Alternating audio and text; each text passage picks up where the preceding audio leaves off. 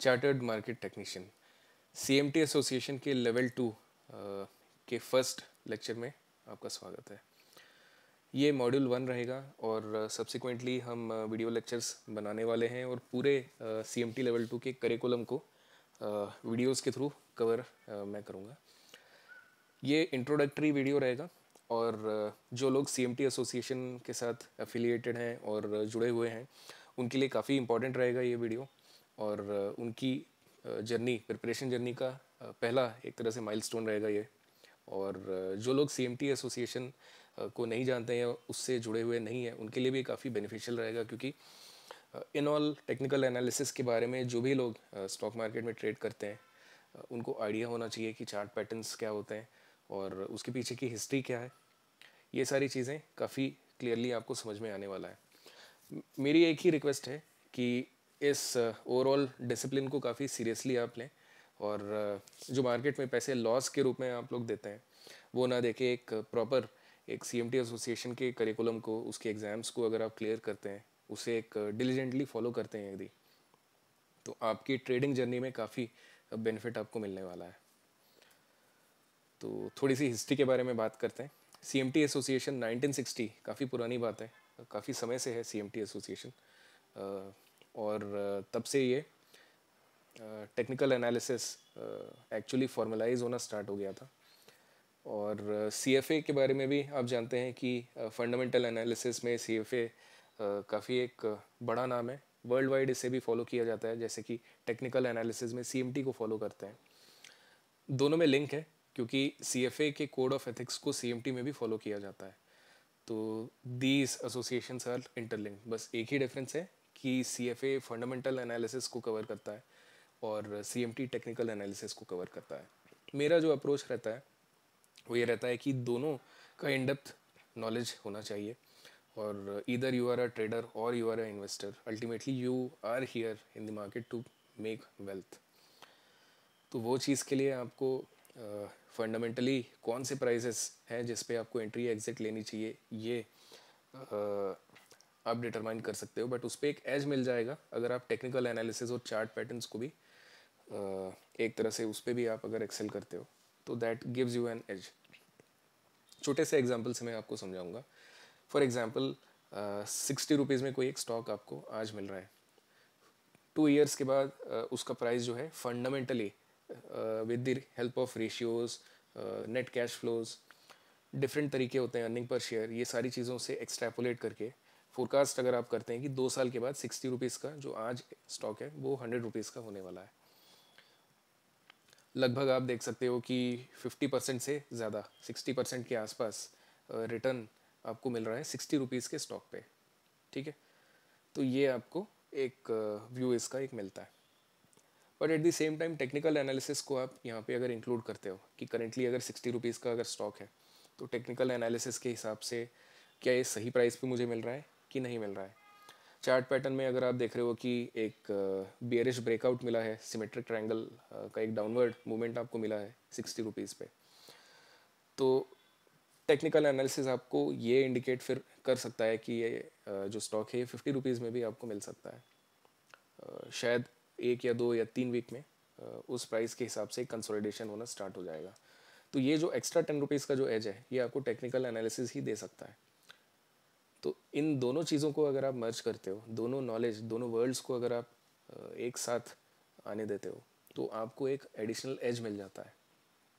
अब आप सोचोगे कि ये चीज़ें तो बड़े म्यूचुअल फंड मैनेजर्स करते ही होंगे, तो why not directly go into mutual funds. बिल्कुल, आप अपने सैलरी का, आप अपने मंथली इनकम का एक चंक 20-30% डालिए म्यूचुअल फंड में। बट अगर आपकी रिस्क एपेटाइट है, अगर आप यंग है, आप अगर टेक्निकल और फंडामेंटल एनालिसिस दोनों को आप समझते हैं, तो मेरे हिसाब से you need to take bigger risk. और रिस्क का मतलब ये नहीं होता कि not you should take uncalculated risk, तो वो मैं बिल्कुल नहीं कह रहा हूँ।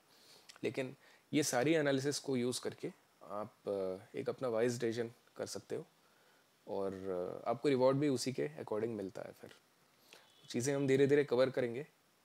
फिर आते हैं टॉपिक पे। जो मेंबर्स होते हैं सीएमटी एसोसिएशन के, ये जनरली टेक्निकल एनालिस्ट होते हैं, पोर्टफोलियो मैनेजर्स होते हैं और एकेडमिशियंस होते हैं, और 50+ कंट्रीज़ में एक्चुअली प्रेजेंट है इसके एलुमनाई। और मेंबरशिप होती है CMT एसोसिएशन की, और काफ़ी सारे इसके मीटअप्स होते हैं, लेक्चर सीरीज़ होते हैं, और काफ़ी एक्टिव है, न्यूज़लेटर्स भी होते हैं इसके।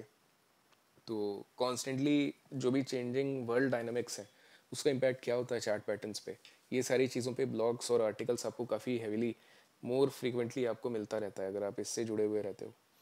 एग्ज़ाम्स आपको क्लियर करने पड़ते हैं, 3 लेवल्स होते हैं। पहला लेवल होता है टेक्निकल एनालिसिस बेसिक, जिसमें चार्ट पैटर्न्स के बारे में आप सीखते हो। मैंने 2-3 साल पहले लेवल 1 निकाला था। उस टाइम पे मुझे याद है कि most of the questions were based on pure charts. तो चार्ट्स पे आप थोड़े से एक्सपेक्टेड है कि आप थोड़ी एक्सपर्टीज़ डेवलप करो। तो लेवल 1 में मेनली आपको इस पैरामीटर पे जज करता है। Level 2 is more application deep, और आप कैसे अपने लेवल 1 के नॉलेज को अप्लाई कर सकते हो प्रैक्टिकल वर्ल्ड में, ये आपको बताता है लेवल 2। और लेवल 3 काफ़ी डिटेल्ड हो जाता है और बहुत ज़्यादा कॉम्प्लेक्स हो जाता है। और जब ये तीनों लेवल आप निकालते हो और कुछ और क्राइटेरिया मीट करते हो तो आप बनते हो CMT चार्टर होल्डर। तो आप अपने नाम के आगे CMT लिख सकते हो, जैसे कि नाम के आगे लोग MBA लिखते हैं, नाम के आगे CFA लिखते हैं। तो सिर्फ लेवल्स पास करने पे नहीं होता, कुछ और क्राइटेरिया हैं जैसे कि relevant work experience and some of the other things जो मैं आगे आपको बताऊंगा। वो भी अगर आप मीट करते हैं उन कंडीशंस को तो आपको फिर CMT एसोसिएशन का चार्टर मिलता है। मैंने थोड़ी देर पहले एक टॉपिक बोला था कि कैसे म्यूचुअल फंड मैनेजर्स जो पैसे हैंडल करते हैं 20-30% अगर आप हैंडल करने देते हैं उन्हें, तो रिमेनिंग पोर्शन आप खुद हैंडल कर सकते हो। अगर आपको फंडामेंटल और टेक्निकल एनालिसिस दोनों का अगर आइडिया है और आपको एक एज मिलता है, और वो एज क्यों रहता है उसका एक अंडरलाइंग रीज़न मैं आपको समझाता हूँ। कोई भी एक गुड म्यूचुअल फंड अगर है 20-30,000 इंडियन रुपीज़, ऐसा उसका ओवरऑल पोर्टफोलियो साइज़ होता है। तो इतने साइज़ के साथ अगर आप कोई एक कंपनी में एंटर करते हो और उससे अगर एग्जिट करते हो, तो आप जिस प्राइस में चाहते हो उस प्राइस में आपको इनफ पोजीशंस आपको मिलेंगे ही नहीं। फॉर एग्जांपल अगर एक रिटेलर मेरे जैसा आपके जैसा अगर 100 रुपये में कोई एक स्टॉक को खरीद सकता है, सपोज़ कितने 10 लाख 20 लाख मैक्सिमम लगा सकता है, उसके ऊपर ऑन एन एवरेज कोई भी एक स्टॉक में शायद ना जाए रिटेलर, मैं एवरेज की बात कर रहा हूँ। बट इनके पास इनको अगर उसी कंपनी का स्टॉक चाहिए तो शायद ये 20 करोड़ या 25 करोड़ वर्थ का अगर पोजीशन ये लोग उठाना चाहते हैं। तो आप भी जानते हो कि सारा 20 करोड़ का पोजीशन 100 रुपये में एग्जीक्यूट नहीं होगा। अगर बाई हो रहा है तो होते होते वो 110 120 एवरेज बाइंग प्राइस आ जाएगा उसका, and that will also take over the period of 2 weeks और 1 वीक। और ऐसे ही रैली भी होता है एक्चुअली स्टॉक में जब बिग हैंड्स आते हैं इस तरह के। तो इसीलिए आपके पास इवन बड़े प्लेयर्स के कंपैरिजन में भी एक एज होता है, क्योंकि आप जिस प्राइस में चाहते हो आप इमीडिएटली एग्जीक्यूट कर सकते हो अपने वेल्थ को, इसीलिए आप ग्रो कर सकते हो। यहाँ फंडामेंटल और टेक्निकल एनालिसिस को अगर आप अमलगमेट करते हो यानी कि मर्ज करते हो इन दोनों को, तो आपको इवन एक एज मिल सकता है म्यूचुअल फंड मैनेजर के ट्रेड से। तो साइड बाई साइड आप उनके रिटर्न को भी आप कंपेयर कर सकते हो। और अगर आप अच्छे से आपकी अंडरस्टैंडिंग है, एटलीस्ट लेवल 2 का अगर आपका अंडरस्टैंडिंग है, तो मेरे हिसाब से इट इज़ गुड इनफ। मैंने अपने बहुत सारे काउंटर पार्ट्स जो कि फाइनेंस सेक्टर में है उनको देखा है कि जनरली जो लोग CFA का लेवल 1 और CMT के लेवल 2 तक की जर्नी पूरी कर लेते हैं वो लोग काफ़ी अच्छा अपने पोर्टफोलियो को हैंडल करते हैं। So people have grown their portfolio in crores from just few lakhs. तो ये अपॉर्चुनिटीज़ मिलते हैं, और एटलीस्ट आप इनिशियल वो जो सिली मिस्टेक्स होते हैं ना वो आप नहीं करते हो। तो अब वापस से आते हैं एग्ज़ाम्स के बारे में बात करते हैं। तो जो लेवल 1 होता है वो मल्टीपल चॉइस क्वेश्चन होते हैं, उसमें 2 घंटे का होता है, 1 मिनट से कम आपको एक्चुअली मिलता है पर क्वेश्चन अटैम्प्ट करने के लिए। तो थोड़ा सा इस एस्पेक्ट में स्ट्रगल तो होता है, मुझे भी हुआ था लेवल 1 एग्ज़ाम में। और 120 इसमें स्कोर्ड क्वेश्चंस होते हैं, 12 ट्रायल बेसिस में होते हैं। तो जो आप गलत करेंगे तो आप पिनलाइज नहीं होंगे, बट अगर आप सही करेंगे तो सही करेंगे। यही है कि वो 12 क्वेश्चन जो है एक्चुअली काउंट नहीं होता है बेसिकली। तो इसलिए आप यही अज्यूम करिए कि 132 क्वेश्चंस आपके सामने हैं और सारे के सारे आपको 100% अपने पोटेंशियल से अच्छा आंसर करना है। This should be the intent. Similarly level 2 में भी यही होता है, और 4 घंटे का एग्ज़ाम होता है विथ 170 क्वेश्चन, जिसमें 20 क्वेश्चन ट्रायल बेसिस में होते हैं और 150 स्कोर्ड होता है। लेवल 3 अलग होता है, ये भी 4 घंटे का होता है, और इसमें 50 क्वेश्चंस होते हैं बट डिटेल्ड होता है, तो that is the main difference, थोड़ा और मेच्योर होता है लेवल 3 का एग्ज़ाम। लेवल 3 जनरली ओनली एक बार होता है साल में, दिसंबर नवंबर के टाइम पे, बट लेवल 1 और लेवल 2 मल्टीपल स्लॉट्स पे होता है। जून जुलाई का भी एक साइकिल है जब ये एग्ज़ाम्स होते हैं, और दिसंबर नवंबर साइकिल में भी इसमें एग्ज़ाम्स होते हैं। जैसे कि मैंने बताया था कि सीएमटी का चार्टर मिलने के लिए ये तीनों लेवल्स को आपको निकालना पड़ेगा, और साथ में आपका एक वर्क एक्सपीरियंस होना पड़ेगा, professional experience in the trading zone. और इसके साथ आपको तीन मेंबर्स से आपको स्पॉन्सरशिप चाहिए रहेगा, सो वो भी एक रिक्वायरमेंट है। एक और पॉइंट मैं यहाँ पे बताना चाहूँगा कि जो लोग CFA लेवल 1 पास कर चुके हैं वो लोग डायरेक्टली CMT लेवल 2 में अपीयर हो सकते हैं, और इसका भी एक लॉजिकल रीज़न बनता है। कुछ सब्जेक्ट्स हैं जैसे कि CFA में एक पेपर होता है एथिक्स का, तो वो CMT में भी लेवल 1 2 3 तीनों में रहता है एथिक्स एज अ टॉपिक। कुछ चीज़ें वैसे भी कवर होती हैं, और जिनको फाइनेंस का थोड़ा सा आइडिया है ऑलरेडी, जो लेवल 1 CFA जिन्होंने निकाला हुआ है, एटलीस्ट उनको फाइनेंस का एक बेसिक नॉलेज हो जाता है। Those people are actually capable of directly appearing in level 2, क्योंकि लेवल 2 में भी जो बेसिक चार्ट्स हैं उनके ऊपर क्वेश्चंस कवर होते हैं, भले ही थोड़े से एडवांस्ड होते हैं compare to level 1, but questions उसमें भी आते हैं थोड़े से। तो एक तरह से थोड़ा सा प्रिपरेशन ऑलरेडी हो जाता है CFA लेवल 1 वालों का, तो उस एस्पेक्ट से इट्स गुड। अगर आपने CFA लेवल 1 निकाला है then you can think of directly giving level 2।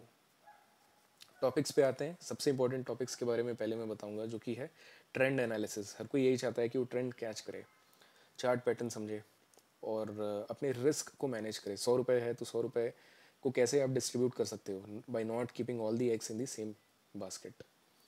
तो वो डाइवर्सिफिकेशन कैसे करना है, रिस्क कैसे मैनेज करना है, आपको हेजिंग कैसी करनी है, और ये सारी चीज़ें, टेस्टिंग कैसे करनी है, बैक टेस्टिंग, सिलेक्शन कैसे करना है, ये सारी चीज़ें यहाँ पे पता चलती हैं आपको। तो theory and history, market indication, और कंस्ट्रक्शन ऑफ द चार्ट्स, ये सारी चीज़ें थोड़े से इसके वेटेज कम होते हैं, बट ये भी रेलिवेंट है, इंपॉर्टेंट है। ट्रेंड एनालिसिस, पैटर्न एनालिसिस में बता चुका हूँ, वेटेज इसका ज़्यादा है, 15% है। Confirmation of the charts and patterns, इस पे 6 है, क्योंकि कंफर्मेशन के बिना एंट्री एग्जिट लेना नहीं चाहिए। एग्जिट तो फिर भी आप ले सकते हो, आप शायद अपने प्रॉफिट को जल्दी बुक कर लोगे, बट एंट्री तो बिल्कुल नहीं लेनी चाहिए without confirmation from multiple aspects. Leading indicator, lagging indicator, दोनों से जब आपको कंफर्मेशन मिलता है तब आप ट्रेड में घुसते हो। तो ये सारी चीज़ें अच्छे से आपके साइकोलॉजी को बेंड करती हैं। जब इतने सारे क्वेश्चंस आप सॉल्व करते हो CMT के, तो आपके दिमाग में एक तरह से रजिस्टर होने लगता है, धीरे धीरे यू गेट हैबिचुएटेड, और यही आपको एक अच्छा ट्रेडर बनाता है। एक नॉलेज बेस आपका क्रिएट होता है, instead of just going to जो बोगस यूट्यूबर्स हैं, और जो लोगों का बिल्कुल भी एक थ्योरी या फिर एक एकेडमिक बैकग्राउंड नहीं होता है, those are also claiming themselves to be experts. तो उनसे आप सीखते हो या सोचते हो कि वो लोग आपको सिखा देंगे, that is not the case. एक साइंटिफिक तरीका एक वर्ल्ड में एक चल रहा है, there is a world order which is banking on these knowledge domains like fundamental analysis और टेक्निकल एनालिसिस। तो मैं यही चाहता हूँ कि ज़्यादा से ज़्यादा लोग CMT एसोसिएशन से जुड़ें, और एक ऑफिशियल एकेडमिक तरीके से आप इसको परस्यू करें। जैसे कि आप बीटेक करते हैं, बीकॉम करते हैं, CA करते हैं, वैसे ही एक फुल फ्लेजेड डिसिप्लिन के जैसे आप CMT करिए, तब जाके इस एजुकेशन को आप जब 2 साल में कंप्लीट करते हो, 1.5 साल से 2 साल लगते हैं, अगर आप वन गो में तीनों लेवल्स आप अगर निकालते हो, तो then you are as good as graduating in the world of technical analysis. तो वो चीज़ जो है एक एज आपको सर्टेनली देता है। टेस्टिंग भी इंपॉर्टेंट है, सिस्टम टेस्टिंग, और बैक टेस्टिंग भी आपको पता चलता है कि कैसे इंपॉर्टेंट है। कोई भी आपने अगर सेटअप बनाया है तो उसको बैक टेस्ट करना बहुत ज़रूरी हो जाता है, तो ये चीज़ें आप यहाँ से समझते हो। स्टैटिस्टिकल एनालिसिस मेरा फेवरेट है, मैं इंजीनियर हूँ, मैं MBA हूँ, और डेटा मुझे बहुत पसंद है। स्टैटिस्टिक्स मेरा actually day to day work का एक मेजर पार्ट है। एक्सेल एक्सट्रैक्ट में आप NSE से सारे डेटा को निकाल सकते हो, हिस्टोरिकल डेटा को, and then you can play whatever you want to do. आप अगर एल्गो बनाना चाहते हो उसके ऊपर, या आप उसके ऊपर कोई भी दूसरा फोरकास्टिंग मॉडल लगाना चाहते हो, मशीन लर्निंग मॉडल लगाना चाहते हो, तो ये सारी चीज़ों के लिए स्टैटिस्टिक्स आपका अच्छा होना पड़ेगा। तो बेस ही है मेरे हिसाब से कंप्यूटर साइंस और मशीन लर्निंग का स्टैटिस्टिक्स। स्टॉक मार्केट इसलिए इतना वंडरफुल बिजनेस है क्योंकि यहाँ पे डेटा की कोई कमी नहीं है, ऑथेंटिक जेन्युइन डेटा की कोई कमी नहीं है। आपको फ्रीली सारी डेटा अवेलेबल है NSE के वेबसाइट में। हिस्टोरिकल डेटा आपको फ्री में कहीं पे भी मिल जाएगा, तो उस डेटा से बहुत कुछ आप कर सकते हो। फ्यूचर में आप अपने ट्रेड्स, अपने सेटअप्स को कैलिब्रेट कर सकते हो। तो ये सारी चीज़ें कैसे आप इंस्पायर हो सकते हो इस थ्योरी बेस्ड नॉलेज से, ये सारी चीज़ें मैं कवर करूँगा। एथिक्स भी बहुत इंपॉर्टेंट है। बहुत लोग फ्रंट रनिंग और दूसरे दूसरी चीज़ों में फंस जाते हैं, और ये सारी चीज़ों से दूर रहिए, एथिक्स को फॉलो करिए। CMT ये सारी चीज़ों पे आपको जज करता है।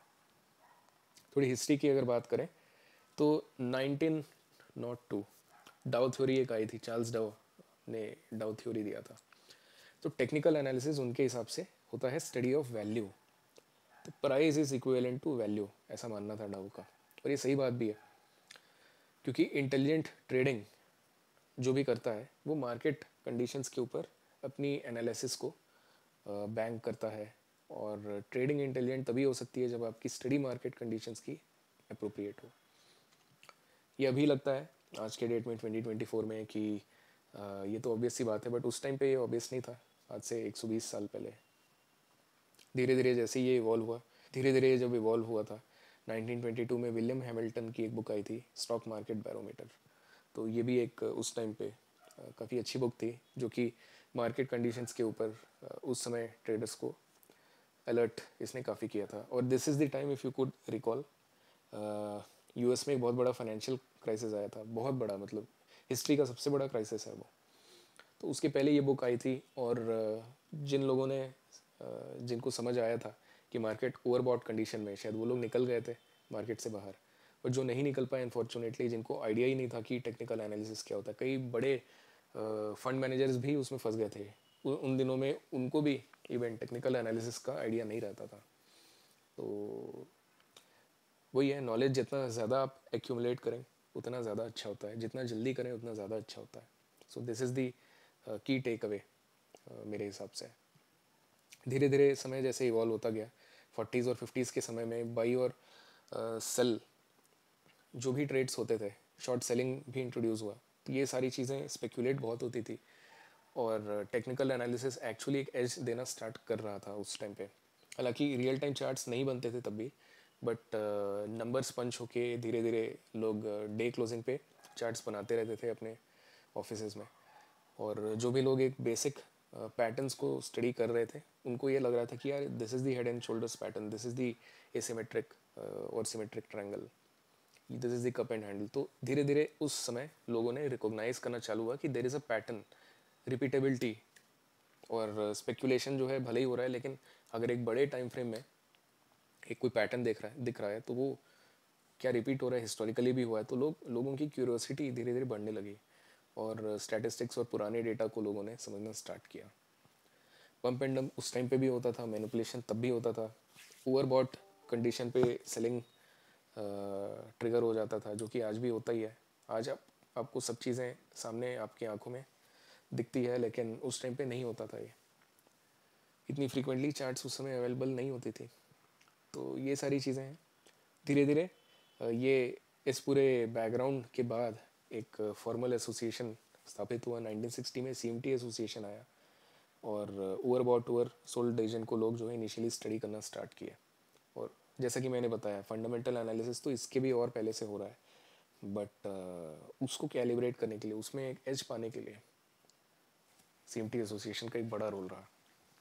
इंडिया में जो बड़े ट्रेडर्स और इन्वेस्टर्स हैं, उनको भी अगर आप देखोगे तो they have done both trading and investing. आप अगर राकेश झुनझुनवाला की भी अगर बात करेंगे, लेट राकेश झुनझुनवाला, तो उन्होंने भी इन्वेस्टिंग भी किया, जैसे कि टाइटन के स्टॉक्स थे, उन्होंने ट्रेडिंग भी किया, शॉर्ट सेलिंग काफ़ी उन्होंने किया था 2008 मार्केट्स में। तो दैट वाज ट्रेडिंग, क्योंकि शॉर्ट सेलिंग कभी भी इन्वेस्टमेंट प्रिंसिपल्स से अलग होता है। तो लोगों ने पैसा हर हिसाब से बनाया, जो दोनों चीज़ों का वैल्यू करता है वही सबसे ज़्यादा पैसा बनाता है, एंड अल्टीमेटली इमोशंस पे भी जो कंट्रोल रखता है, ग्रीड और फियर से दूर रहता है। तो ये सारी चीज़ें, साइकोलॉजी भी आप समझोगे इस जर्नी में। और साइकोलॉजी की अगर बात करें तो न्यूज़ काफ़ी ज़्यादा आपकी साइकोलॉजी को इम्पैक्ट करता है, प्राइस एक्शन को, क्योंकि वो इम्पैक्ट करता है, आपकी साइकोलॉजी से भी खेलता है। Quarterly news, monthly news, annual reports, global impact, geopolitics, इन सारी चीज़ों का बहुत बड़ा इम्पैक्ट होता है प्राइस में। टेक्निकल एनालिसिस एक्चुअली बताता है कि कोई न्यूज़ बेस्ड इम्पैक्ट है, अगर वो एक सडन स्पाइक अगर लेके आ रहा है तो क्या वो कंटिन्यू होगा, नहीं होगा एक बड़े टाइम फ्रेम में। और कोई अगर एक बाइंग बिहेवियर अगर इनिशिएट हो चुका है तो क्या वो कंटिन्यू होगा, नहीं होगा, मेजर लेवल्स क्या हैं, ये सारी चीज़ें टेक्निकल एनालिसिस आपको सिखाता है।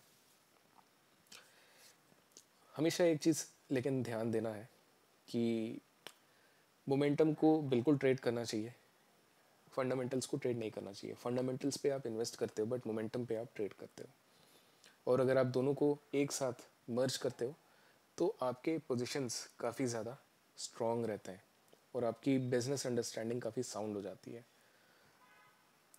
तो ये चीज़, ये एस्पेक्ट को हमेशा आप ध्यान रखिए। और एक और चीज़ मैं बताऊंगा कि टेक्निकल एनालिसिस के हिसाब से अगर आपको ये लगता है कि कप एंड हैंडल के जैसा एक अगर पैटर्न बन रहा है और cup and handle is a bullish pattern, आप में से कुछ लोगों को अगर आइडिया होगा, चार्ट्स के बारे में हम आगे के वीडियोस में बिल्कुल इन डेप्थ डिस्कस करेंगे, but to make a point मैं आपको बता रहा हूँ कि एक कप एंड हैंडल, एक ऐसा कप और एक हैंडल, इस तरह का एक चार्ट पैटर्न होता है, बुलिश होता है। अगर न्यूज़ बेस्ड अगर एक इवेंट आता है और अगर कंटिन्यूसली अगर एक बुलिश पैटर्न अगर क्रिएट हो गया और हैंडल के ऊपर में अगर आप देख रहे हो कि 1x 2x 3x of the SL stop loss, अगर एक बुलिश रन एक अगर आ गया है तो टेक्निकल राइज होता ही रहेगा और कभी ब्रेक ही नहीं होगा, ऐसा भी नहीं है। टेक्निकल एनालिसिस से आप एक हेल्दी प्रोबेबिलिटी, एक रेंज आप डिसाइड करो, लेकिन उसके ऊपर में अनलिमिटेड आपको एक मोमेंटम मिलता ही रहेगा, ये गारंटी कभी टेक्निकल एनालिसिस नहीं देता है। जनरली एक रिस्क और एक रिवॉर्ड, ये दोनों फिक्स रहता है टेक्निकल एनालिसिस में। अगर आपका स्टॉप लॉस अगर सपोज 10 का है तो आपका जो टारगेट है वो 10 20 मैक्सिमम 30 हो सकता है, उसके ऊपर नहीं हो सकता है। मैं परसेंटेज की बात कर रहा हूँ। ऐसा नहीं है कि आपने होल्ड कर लिया, और टेक्निकल एनालिसिस कभी भी आपको एक टारगेट के ऊपर अलाउ ही नहीं करता है जाने देने के लिए। तो ये चीज़ आप हमेशा ध्यान रखो। शायद फंडामेंटल एनालिसिस आपको बोल सकता है कि भाई आप 10 अगर आपका स्टॉप लॉस है तो 100 तक भी आप रुक सकते हो अपने टारगेट के। तो इसलिए मैं कह रहा हूँ कि अगर सिर्फ आप टेक्निकल एनालिसिस को लगाते हो और अगर सिर्फ टेक्निकल वालों से अगर आप बात करोगे तो उनको एकदम क्लियर रहता है, या तो स्टॉप लॉस हिट होगा या तो टारगेट हिट होगा, और तीसरा कोई और ऑप्शन नहीं होता है। तो इसीलिए दोनों वर्ल्ड्स को आप ध्यान दो। इसका भी एक बहुत बड़ा फ़ायदा है क्योंकि आपको एक लिमिटेड पीरियड में काफ़ी ज़्यादा एंट्री और एग्जिट पॉइंट्स मिल जाते हैं। ओवर ट्रेडिंग से भी आप बचोगे अगर आप फंडामेंटल पे भी ध्यान दोगे, तो both actually complement each other. Fundamental में प्रॉब्लम यह है कि आप कुछ अच्छे मोमेंटम बेस्ड अपॉर्चुनिटीज़ को मिस करते हो, इसलिए आपका ओवरऑल एनुअल रिटर्न जो है कम हो जाता है। टेक्निकल एनालिसिस में प्रॉब्लम ये होता है कि आपकी साइकोलॉजी थोड़ी सी कंट्रोल के बाहर कभी कभी हो सकती है, आप ओवर ट्रेड शायद करने लगोगे। तो दोनों वर्ल्ड्स को अगर आप मर्ज करोगे तो बहुत ही बेहतरीन आपको return end of the day मिलता रहेगा। अब एक और इम्पॉर्टेंट पॉइंट है, लास्ट पॉइंट जो पर्पल में है यहाँ पे। टेक्निकल एनालिसिस बहुत बड़े वे में एक्चुअली इवॉल्व हुआ है। उस टाइम पे जब टिकर टेप रहता था और इवन टेलीविज़न में भी आपको स्टॉक्स के प्राइजेस रोल होते हुए दिखते थे, आज भी इवन दिखते हैं कुछ बिजनेस चैनल्स में, तो उसे टिकर टेप बोलते हैं। उसके बेस में ट्रेडिंग होता था। और एक इवन जैसे कि अभी जी न्यूज़ का आपने देखा, जी न्यूज़ 10 मिनट बाद जी न्यूज़ का वापस से स्टॉक आपको दिखेगा आपके स्क्रीन पे। तो 10-10 मिनट के इम्पैक्ट साइकिल्स होते थे उस टाइम पे, प्राइस एक्शन आपको मिलता रहता था 10 मिनट पे। आज ऐसा होता है कि हर चीज़ जो है इंस्टेंटेनियस है, और क्योंकि टेक्नोलॉजी इतनी अच्छी है, इंटरनेट स्पीड इतना अच्छा है, टेक्निकल एनालिसिस में इंफॉर्मेशन एसिमेट्री, मतलब इंफॉर्मेशन रियल टाइम में एक्चुअली ट्रांसफ़र होता है, एसिमेट्री ख़त्म हो गया है टोटली। डिस्काउंट ब्रोकिंग आया है तो वहाँ से भी थोड़ा सा पार्टिसिपेशन बढ़ चुका है इंडिया में एटलीस्ट, है ना। और इसमें भी अभी नेक्स्ट स्टेप ये है कि एल्गो ट्रेडिंग में बॉट्स एक्चुअली ट्रेड्स परफॉर्म कर रहे हैं, और चार्ट पैटर्न्स काफ़ी इवॉल्व हो रहे हैं, नए नए चार्ट पैटर्न्स। और सीएमटी एसोसिएशन एक्चुअली जो नए कॉन्सेप्ट्स हैं या नए बिहेवियर्स हैं, ये जो कन्वेंशनल विजडम से जो दूर है, उनको भी इवन ट्रैक करते हैं। तो इनके न्यूज़लेटर्स बहुत ही स्ट्रॉन्ग होते हैं। काफ़ी सारे एकेडमिशियंस भी इसमें इन्वॉल्व हैं, बहुत ही बड़े ट्रेडर्स भी इन्वॉल्व हैं। और जब इनके इनके द्वारा लिखा हुआ एक आर्टिकल आता है, पब्लिश होता है, तो वो बहुत ही इंसाइटफुल होता है। आप कोई भी रैंडम सोर्स से आपको वो इन्फॉर्मेशन नहीं मिल सकता है। तो इसलिए ये इतना इंपॉर्टेंट हो जाता है कि टेक्निकल एनालिसिस के बारे में भी आप ये जानो कि विथ टाइम ये भी इवॉल्व हो रहा है। और CMT association is the only association जो कि इस चीज़ को काफ़ी इफेक्टिवली कवर कर रहा है। तो थोड़ा चार्ट के बारे में भी समझते हैं कि व्हाट इज़ चार्ट और क्यों चार्ट्स को देखना इंपॉर्टेंट है। कई लोग अपने मोबाइल ऐप में ज़रोदा में देखते रहते हैं प्राइस, चार्ट्स नहीं देख पाते हैं।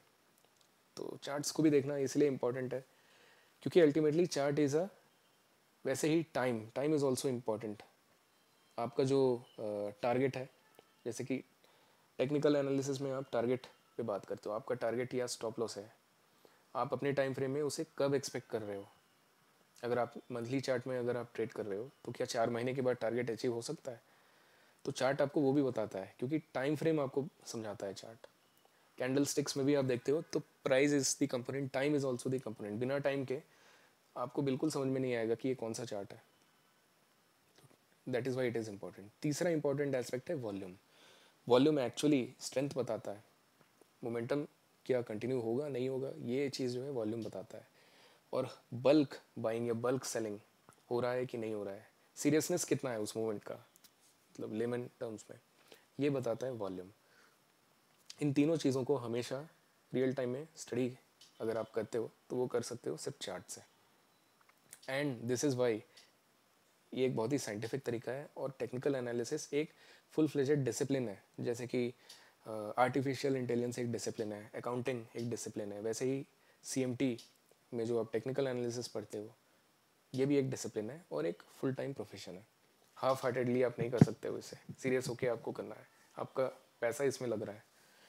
तो that is why this is very important.